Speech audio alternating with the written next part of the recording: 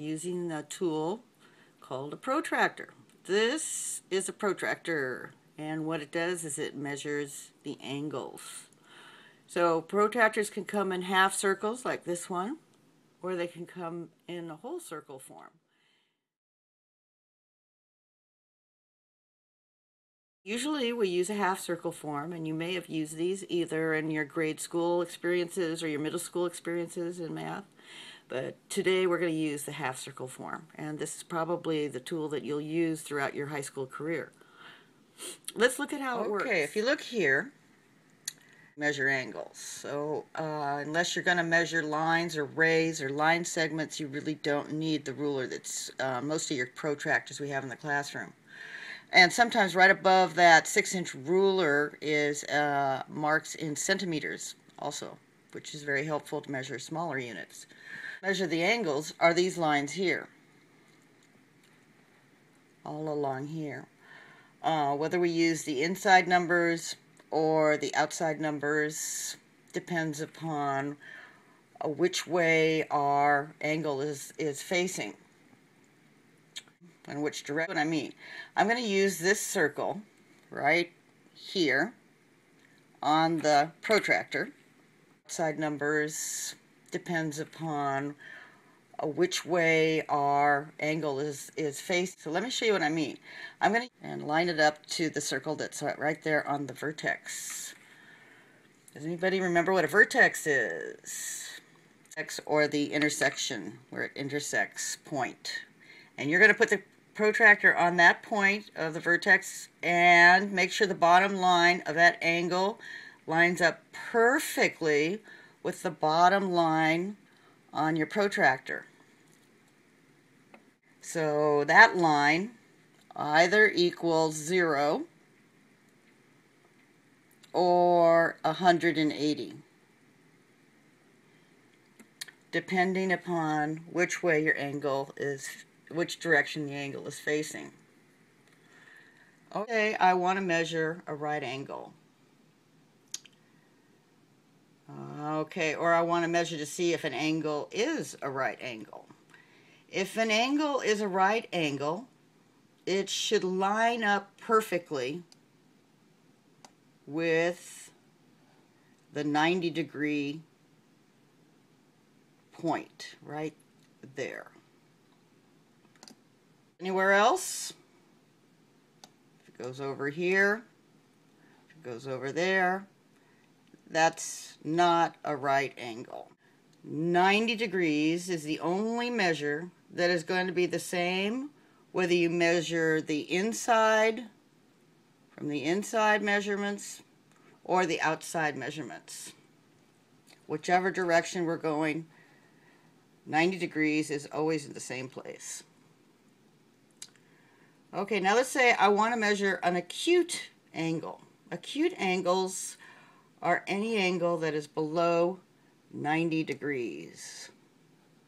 Anything from 0 to 90 over here. Okay, since my bottom line is going this way to the right, I'm going to use the numbers on the bottom here, the inside numbers, starting at 0, and it goes 10 ticks between each one. Increments of 10, from 10 to 20, from 20 to 30, etc. So in between these lines up here, whoops, where are we? These lines up here, these are the 10, the 20, the 30, and then there's these lines up here. So we can measure, if I had my line just past the 10, let's bring my line down here just past the 10. Okay, since my bottom line is going this way to the right, I'm going to use the numbers on the bottom here, the inside numbers, starting at 0. There's the 0, and 10 to 20, from 20 to 30, etc. If you notice the lines in between, these lines up here, whoops, where are we? These lines up here, these are the 10, the 20, the 30, and then there's these lines up here. So we can measure, if I had my line just past the 10, let's bring my line down here just past the 10, from the 10 here, and I extend my line out to this, right there on the larger line, and I go one tick past that. I now have a line just past 10, which would be 11 degrees. 11 degrees is less than 90 degrees. The 90 degrees, it's an acute angle. One of the most common degrees is a 45 degree. Whoops. 45 degree, right about there.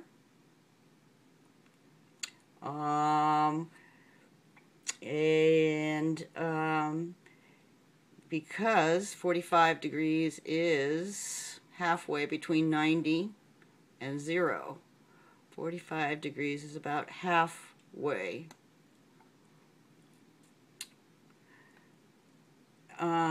And you can measure by drawing the line out past the protractor and counting over 5. So if I go 40, if I have it at 40 and I count 5 ticks, 1, 2, 3, 4, and 5, that's my 45 degree angle.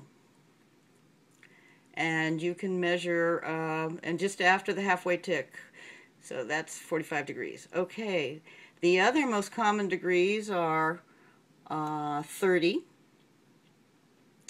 and 60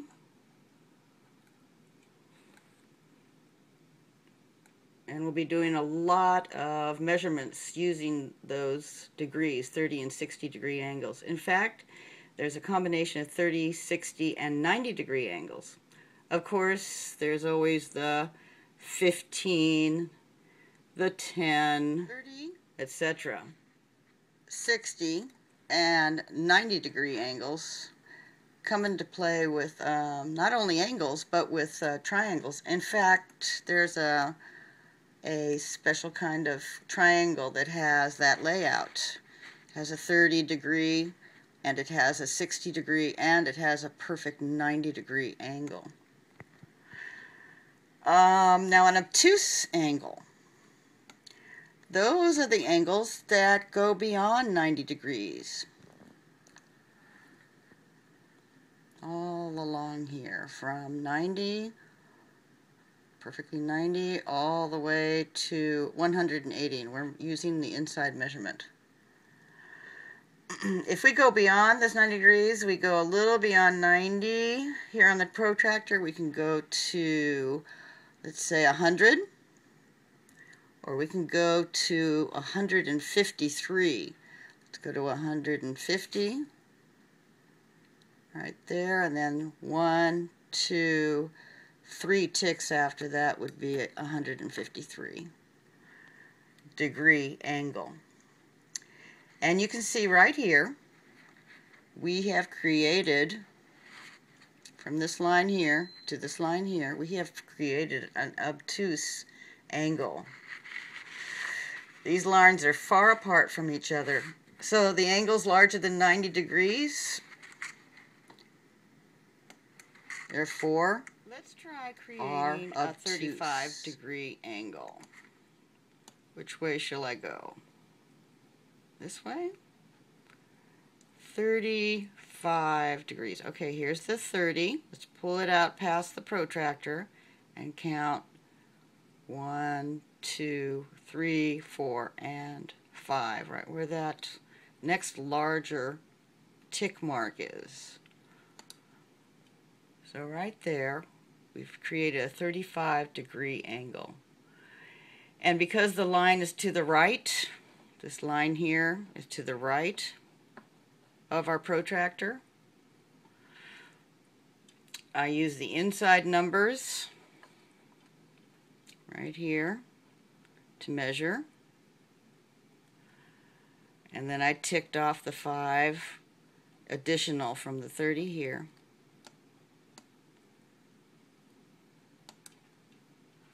From the 30 there, and ticked off 5.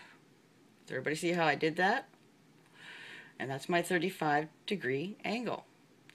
Let's say you were asked to create an angle that is 126 degrees.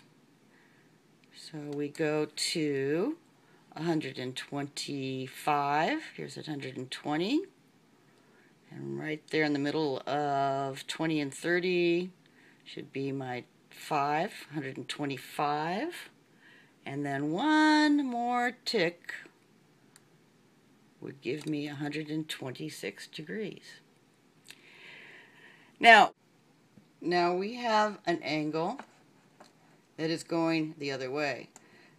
So we need to move the bottom line along the line here, measuring up past the 0, right on the line. So I'm going out of focus a little bit here. I need a tripod. Okay, so for angle measurements on this side, we're going to use the outside numbers. Starting at 0. This is now a measurement that has started at 0 and is going to climb, increase by 10, 20, 30. So let's see, we want to find the angle of 72 degrees. Let's go to 72. 30, 40, 50, 60, 70, 2 ticks, 1, 2, 72. So it's the same as on the other side, but we're going to use the outside numbers this time because we started from 0, from the line, and we opened it up to go to 72. Okay, so now we've created a 72 degree. Is that acute or is it obtuse? Good. This is an acute line because it is less than 90. 72 right there is acute. Good. Okay, so now if I can hold my camera steady, let's see if we can find a 147 degree angle. So we're at 72, 80, 90, 100, 110, 120, 130, 140. Okay, in between 140 and 150 is going to be 145, and then tick off 1, 2. And that will give us 147. And what kind of an angle is that? We started here, we opened it up, we went past the 90. We have an obtuse angle. We have a 147 degree obtuse angle. I am going to create an angle here. Now, let's see how well. I would like to see a show of hands, or on your whiteboards, I'd like to see everybody write it on your whiteboards and hold it up. Nobody say it out loud. Hold it up on your whiteboard so I can see it. Don't let your neighbors see it. We want everybody to be able to learn this too. Okay, so right now, write on your whiteboards and let me see it. Hold them up high. Good. So a 50 degree angle, and from the right, from the left, we've opened it up 50 degrees. So we have a 50 degree, what kind of angle? Obtuse or acute? Write that on your whiteboards, please. Hold it up high for I can see. Thank you. Good. Okay. Good. Okay, I've now created, what side are we starting on? Where is it opening from? How many degrees? Are we using the inside or the outside numbers? And 45, 140 here. You're close. You do answer the following questions. If you have any difficulty, please work with your neighbor. And then I will we'll have somebody come up and do them up on the board.